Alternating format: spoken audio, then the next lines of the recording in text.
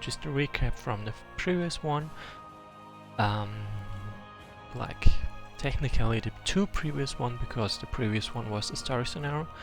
In the Hard Fortress we picked up some messenger guild from some... What's this?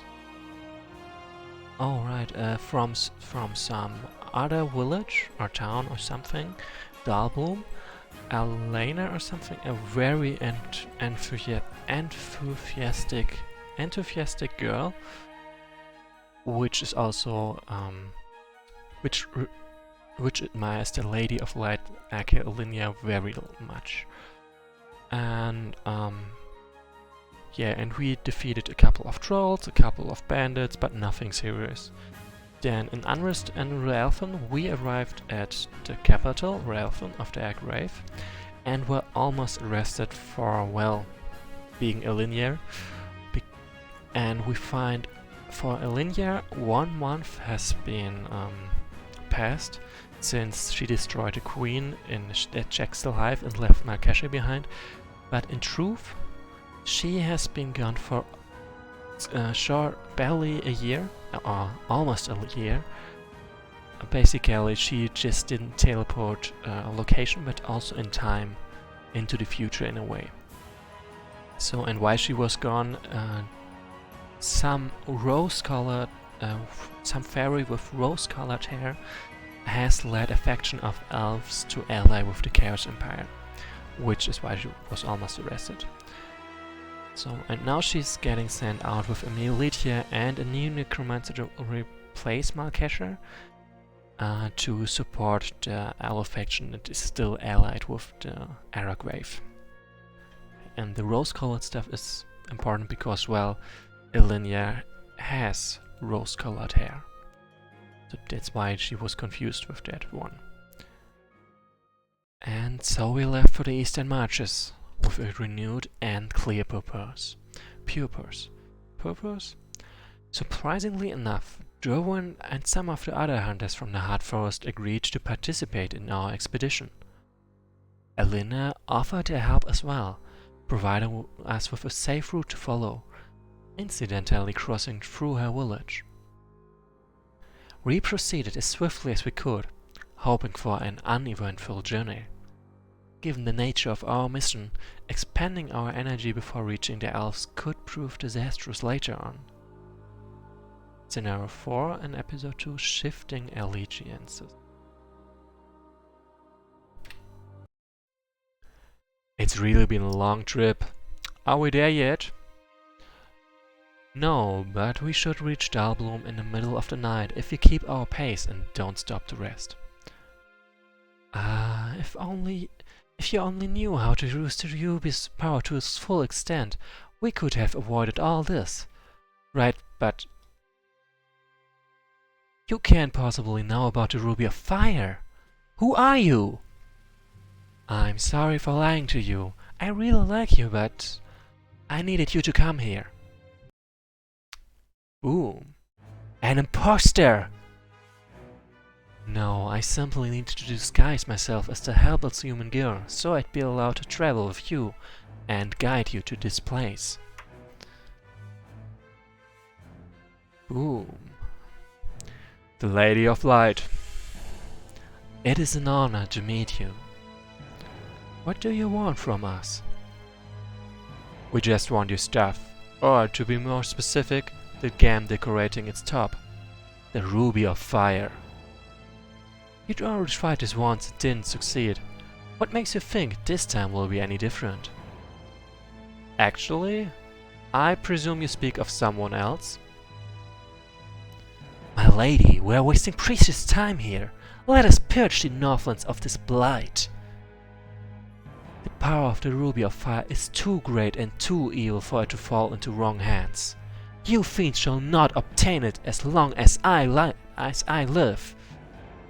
So be it then. I was hoping to achieve something with a more civilized approach, but I guess diplomacy has become a thing of the past on this world as well. I'm truly sorry. It wasn't my intention for things to come to this. What was that? I'm not sure. There's something very unusual about these demons, aside from the fact that there are two fairy beings allied with them. So, like, I've got this new Necromancer, which means you can now recruit undead units. However, because Zinara is not as powerful as Metal Casher, her abilities have certain restrictions. You cannot recruit vampire bats. Zinara can only recruit up to 4 units from the ghost unit line at a time. If you attempt to recruit an additional ghost, you will permanently lose control of a random ghost line unit and become unable to recruit, but not recall more for the remainder of the scenario. Ghost line units in your recall list also count towards the limit. So to explain this restriction on ghosts, basically Descent into Darkness established some kind of lore that, well, being able to control a ghost is a test of will, a matter of will and strength. And Malkesha was just so OP he could summon as many ghosts as he wanted, at least as an Ancient League now. Zinara doesn't have isn't that awesome and is therefore restricted to 4 units of the ghost unit line, like normal necromancers are. So, objectives: defeat the enemy leader. Then Alinia, Durvan, Zinara, any of them dying is bad, turns run out of course. Notes: Zinara is only able to control a limited number of ghost line units per unit, per scenario, and yeah, it's basically the notes we got just a moment ago, also again in the scenario objectives. And if I were to recruit a ghost now, Zinara would tell me I can recruit only so and so many more ghosts, and so on. So I don't have to remember the specific amount of ghosts I've recruited and in my recall list. Zinara does that part of the job for me.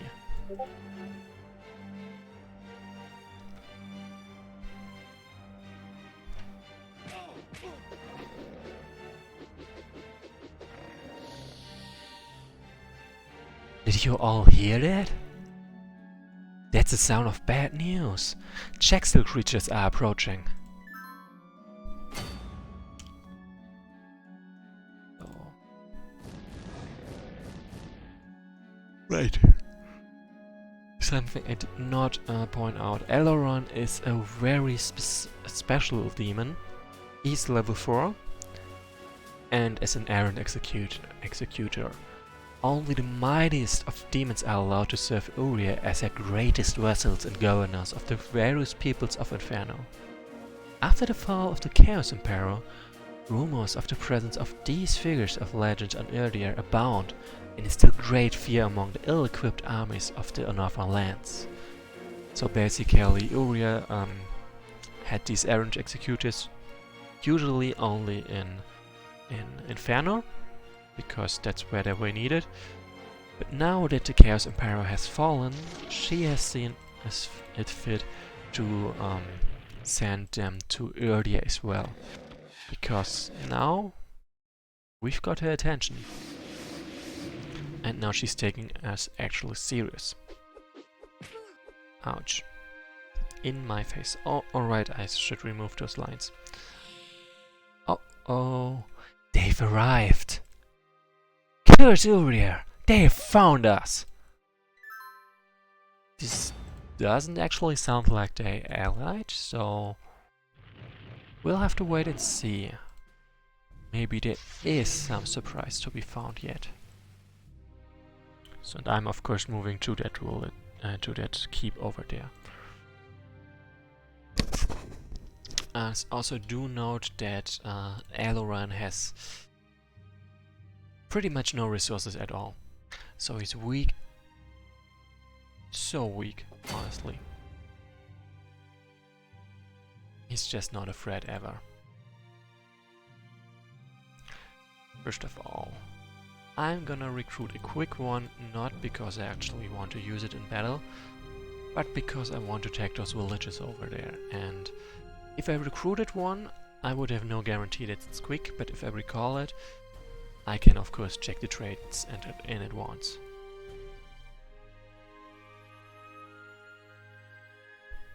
Where are my resilient, intelligent ones? Except...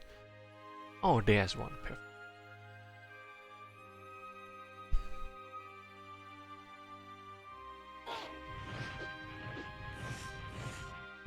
Do note that over there is a village, an item which I will of course pick up. Also, the Shaxels attack the ferry. These metallic beings don't seem interested us as much as they are interested in our foes. But why? Lady of Light, I'd like to call truce.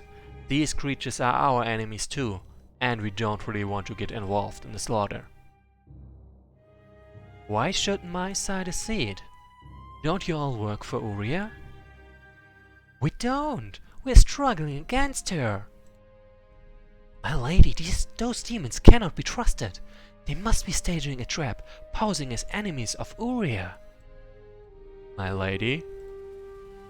What would Gallus and Alinda have done in this situation? My lady, you must decide now!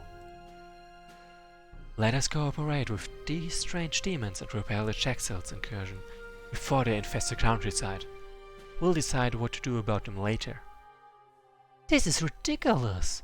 My master must have overestimated your ability to command. Your master would have been destroyed if Gallus and Alinda hadn't been at the command of the Elvish troops. They gave him a chance to redeem himself. If it weren't for that, none of us would be here today discussing this. Very well, let's do this! And I think she is making a very fair point, honestly. So now the victory is repel Shaxel incursion, and Elloran's death is now a lose condition. A lose thing. Yeah, if it happens, I lose. That's the point. And there's not only one Shaxel over there, there's also one in the deep water. That much I can guarantee. So, and I totally do need the Forest Spirit for this. Also, nah, I can't afford going recruiting sprites and recalling fire fairies. I want more of the more useful sprites. Also, watch out, these guys are going to be wiped out so hard.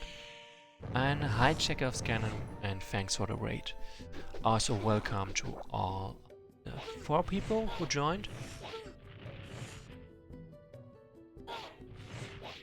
Also, while we're at it, did you win?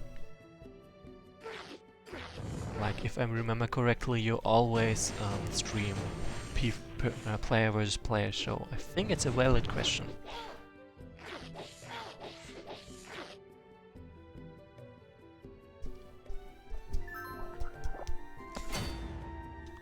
Yeah, so Tinkerbell, as you can see, is still working out. I'm already in the 2nd episode after the storm, which by the way means that my recall list has been wiped out like 5 scenarios ago.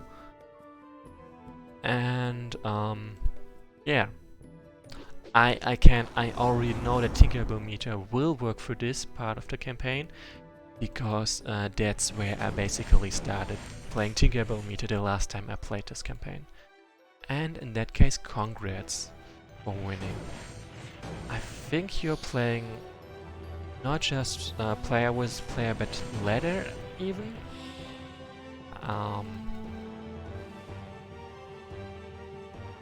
Probably. I have to admit my memory is not good. And yeah. Anyway, right, for those who just joined, I'm playing After the Storm, which is a campaign that's set after the fall of Wesnoth, and pretty much of earlier in a way.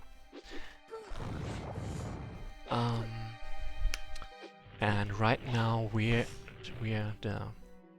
northern countries are fighting against the Chaos Empire, in the previous campaign we killed the Chaos Emperor, but only earned the attention of the force behind the Chaos Emperor. Well, sending demons from Inferno, a different world. Okay, I know that the latter era is not exactly a community-rated competitive scene, but the ladder itself is moderated, and I think Fiend is the one who made the ladder era, which I suppose you are using for the ladder.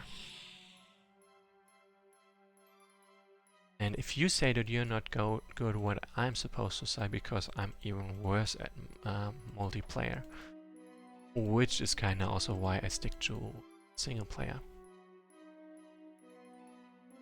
Okay.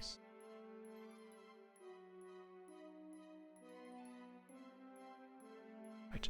And by the way, what happens here, actually demons are always the enemies, or have always been the enemies. But here I'm joining up with a demon that also recruits elementals and fairies. In the previous scenario I picked up a human messenger girl, or so we thought, but it was actually Dusk Fairy. It's very rare kind of fairy, and there's only one in the whole campaign. And that one is actually allied with this one, and they wanted me to hand over the Ruby of Fire, an artifact of immense powers, which, if it falls in the hand of the Chaos Empire, would pretty much mean the doom of Urdia, not just of the northern countries. So that would be bad. And their idea is to destroy the stone, and for one, Elinia, my leader, doesn't quite agree with that opinion, and for two, wait, what was the second thing? Or to... Oh right, she doesn't quite trust them to be actually allies, because demons are, as far as she knew, always allied with Uria and the Chaos Emperor, where Uria being the leader of the Chaos Empire.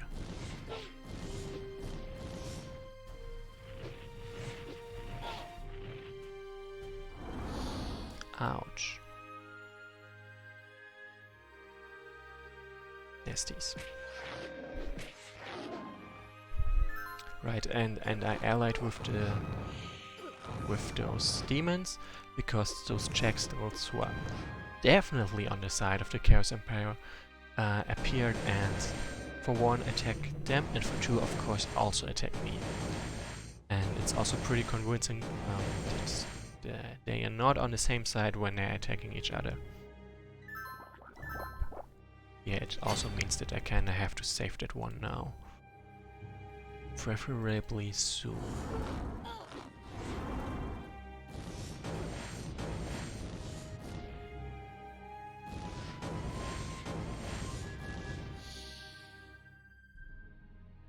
Yeah, no, I'm not gonna touch that one.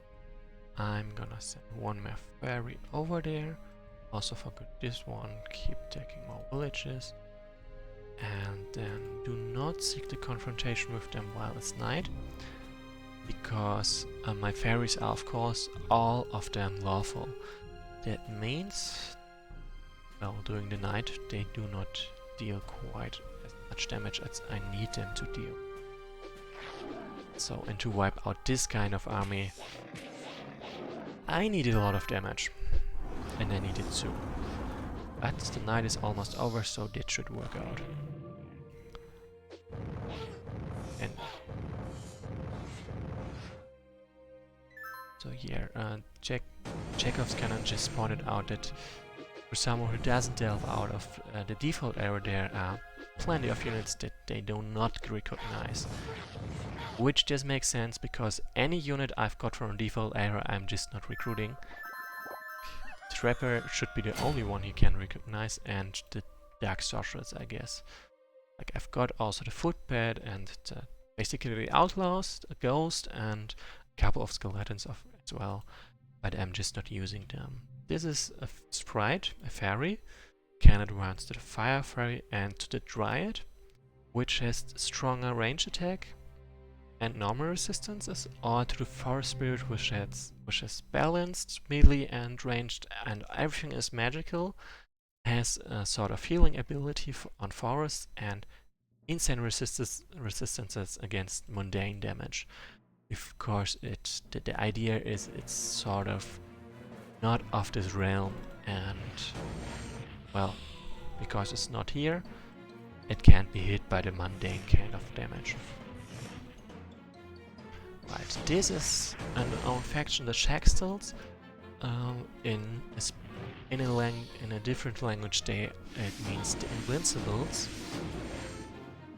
They're not, the individuals are not exactly invincible at all, but the great thing about them is they can, in a way, be grown, and they have extremely strong reproductive abilities. Also, they incorporate features of any kind of being you want. Basically, they are sort of an amalgamation of the best traits an animal or living being can have. Healing, it's not exactly only on forest, it's on any kind of vegetated terrain. To show Sylvan Spark, vegetated terrains are forest, great tree, and mushroom roof access. For example, if you're underground, that's really useful. Also, I gotta move this one.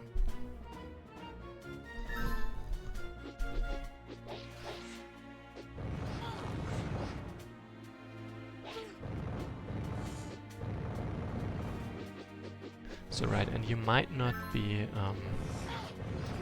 familiar with the mechanic in a way.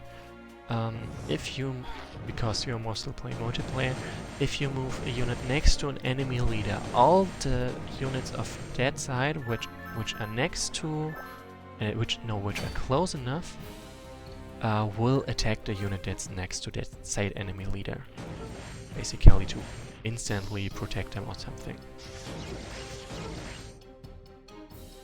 Burn.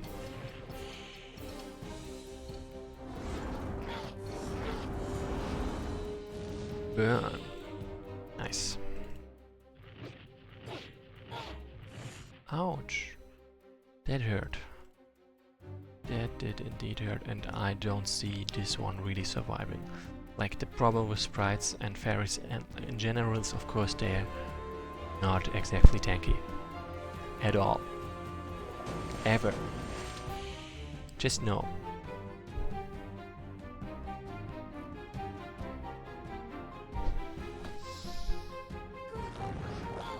Whoops.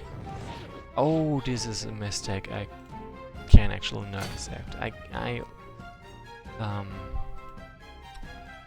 There's some units that are not as important for me, but others are very important indeed. Or are comparatively more important, at least. And that would be the fairies with a resilient intelligent combo, because they have the most hit points out of all fairy units I can have.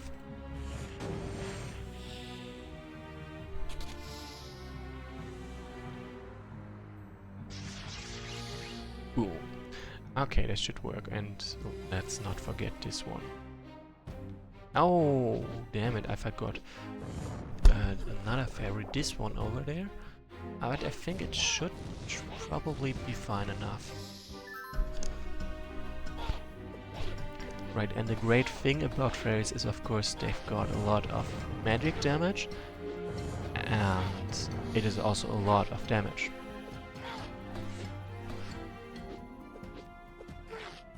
Which is pretty nice. Also, I think I kinda have to get Elinia out of there.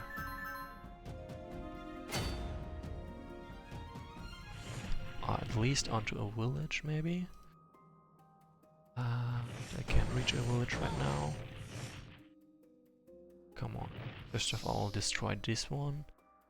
Then try to destroy this one, at least make a target so they focus this one instead of this one. and destroy this one. So the only ones left are units I can kill in one hit. I've got better odds at surviving.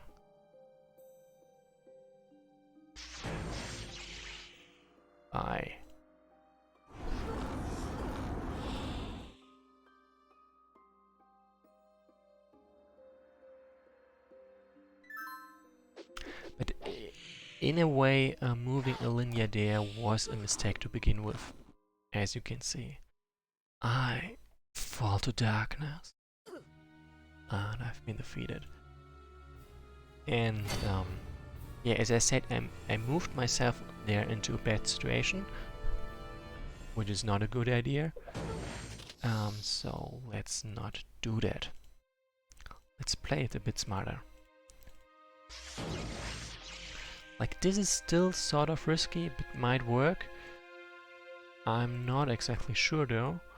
So let's try. If it doesn't work,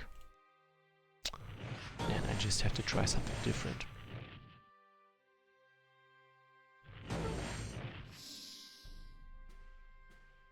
Or like, the easiest thing I can do is just retreat here from there and let Eldorun deal with all those drones and... yeah, drones. He's level 4, he can handle it, actually. I'm pretty sure.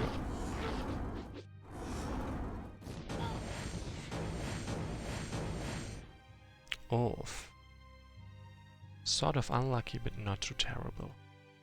So now, this one can reach. Actually, no, like this. This one can reach, and this one can't.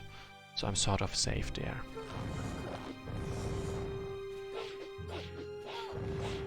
Shame. Shame.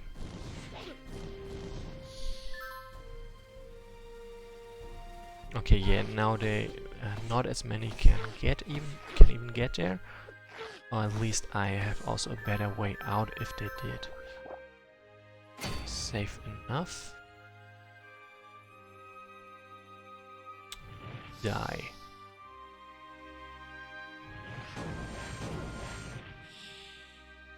Nice. And with that I can continue on. Also die.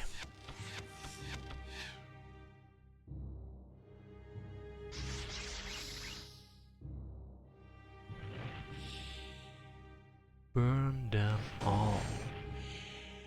That's my comment.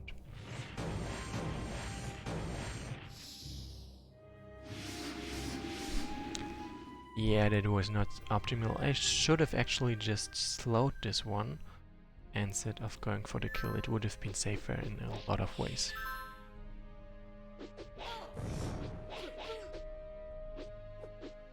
Okay, yeah, but apparently they couldn't quite make up their mind about focus on me, so I'm fine. Great. Okay, so technically this one can reach. Okay, practically it can as well, so let's not risk that. Like, losing a unit that way... nah, just no. Keep forgetting this ferry over there, but it's okay. Not an important one anyway. Then...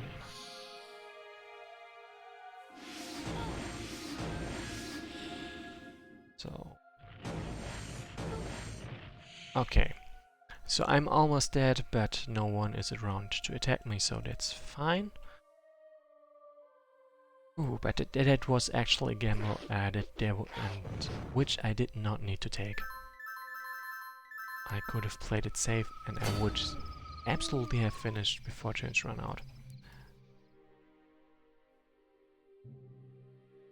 So reminder, Ilinia is a healer, so I don't have to stick to the village, I can just move to her.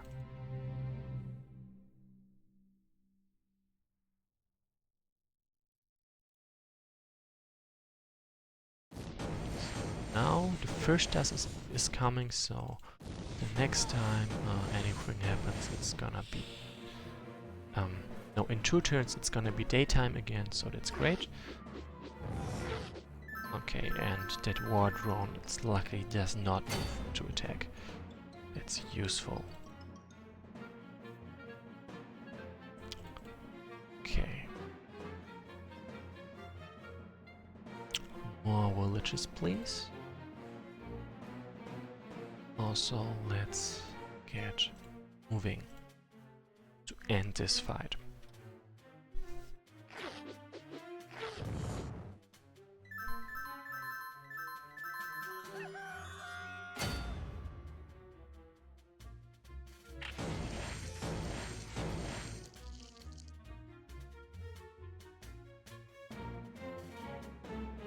So this one, because it levels up, and it has the traits I want.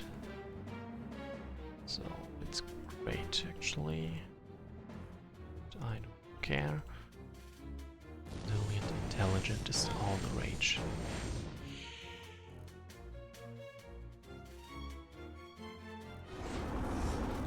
And I want to move Linia over there to take the item, because she is the one I will have through all the scenarios, or rather, what is it even? This amber amulet. It is said that wearing one of these makes your skin sturdier and harder to penetrate with conventional weapons, at a cost of becoming more vulnerable to certain kinds of magic. We should choose carefully who shall have it. We might want to give the amulet to some other living creature. I reckon our spellcasters in particular have no use for this artifact. Okay, so that pretty much excludes Linia because she is obviously a spellcaster. So let's give it to Durvan instead, who is the only other unit that carries over.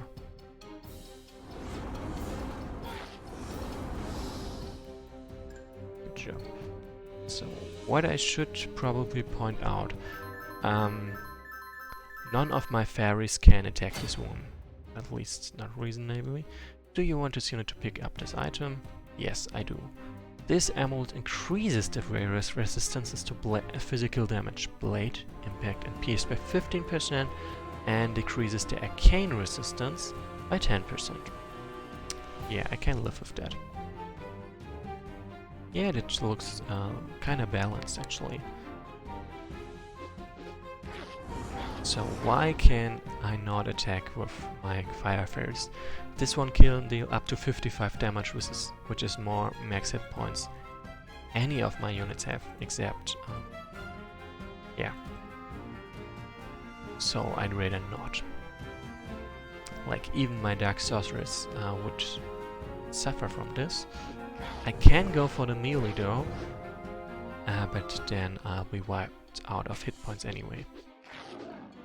So what I wanted to achieve was get this one low enough that Linia can one-hit it, which is right now. Just let me get the XP first, and there we go. Yes, we did it! We did it together! Am I right in assuming that the village of Dalbloom doesn't truly exist anymore, and it's just the name of an ancient stronghold from the times before the fall? That's right. We needed you to come here, away from the Alliance's troops, and away from the Chaos forces. Or at least, we thought they would not be roaming around these parts. It's alarming that their war beasts have come this far within the human country.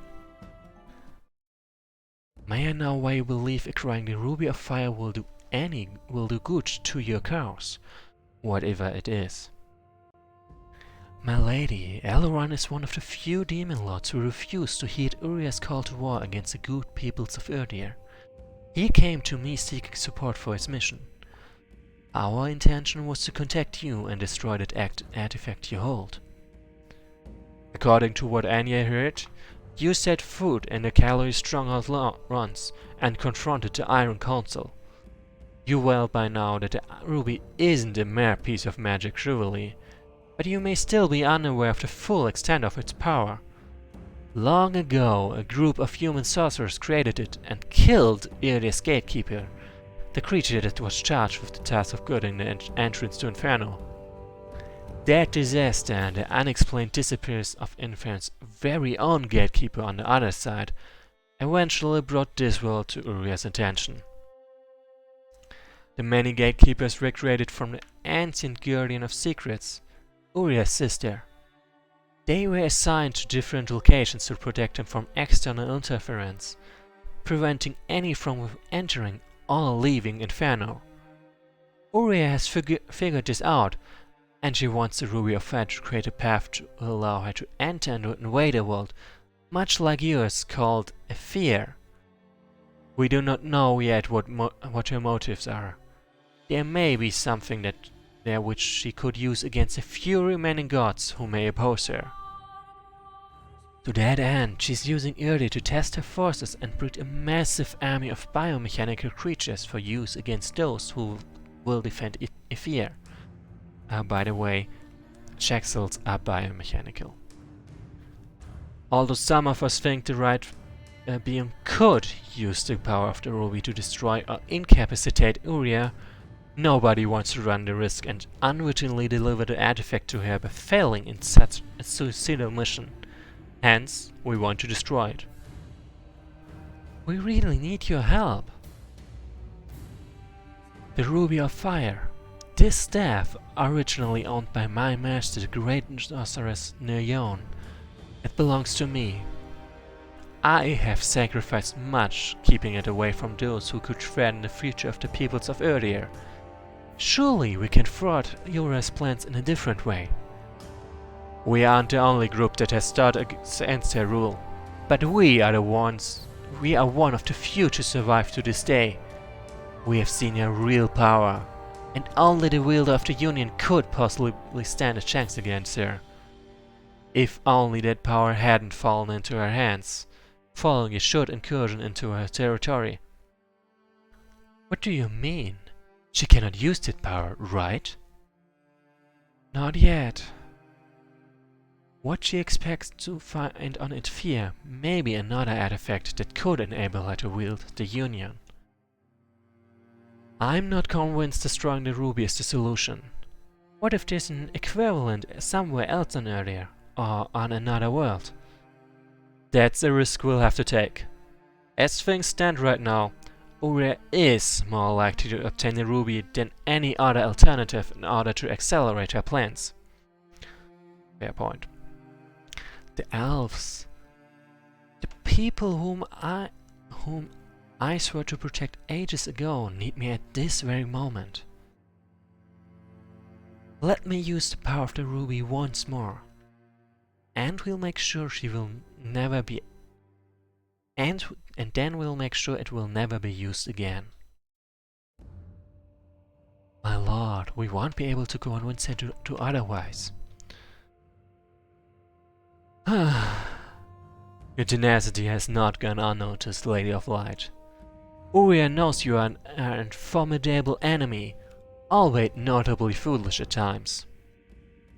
Do what you feel is right, and then come back to us soon as you may, so we can put an end to our plans together. Anya will go with you. Her necklace will allow you to find it, no matter the distance or the time. I will go with her? Yes! I mean, if that's not a problem. We are heading towards a war zone, and we will come to support of every man or woman who can wield a weapon, cast a spell, or tend to endure it. However, I am unsure about allowing a young girl like Anya to accompany us. You might underestimate her now, because making use of her magic before would have blown her cover, but I assure you, she is an excellent spellcaster under the right circumstances. Don't say that! It's rather embarrassing. Very well, Lord Elran. I swear I will do my best to keep the Ruby away from our enemies. Dealing with demons. This can't end well. I would like to keep our pact a secret between us. Even if the Grand Council understood, there seems to be a fair chance they could fall and provide Uria's henchmen with information about our plans. No one should speak of this. Understood, my lady. Understood. Well, let's continue onwards. Hopefully we won't come across any more interruptions. So I've won and bonus got 170. Also Anya joined me now, a Dusk Fairy. And yeah, this is it for the day. I'm gonna just gonna end for the day and see you next time. Next time we're gonna trek a desert with some surprises at least. Bye and see ya.